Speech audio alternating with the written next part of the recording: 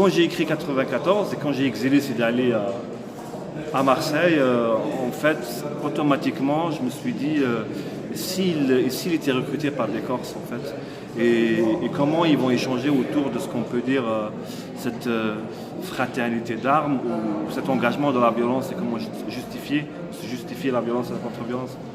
Donc, c'est d'aller à revivre une deuxième vie avec la violence, avec les justificatifs, comment on vit avec ces nouveaux amis corses.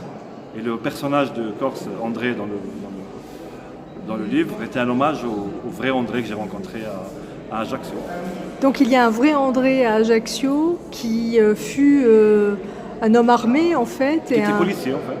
Qui était policier. Ce qui était incroyable, c'est qu'il traquait les nationalistes tout en comprenant les nationalistes. Donc il n'était pas dans le manichéisme. Il faisait son travail. Mais il avait une empathie très forte.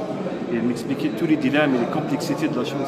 Et c'était les mêmes complexités que j'avais vécues moi dans les années 90 vis-à-vis de la lutte antiterroriste où des gens devaient employer des moyens très durs, mais qu'ils disaient qu'ils faisaient ça pour sauver le pays.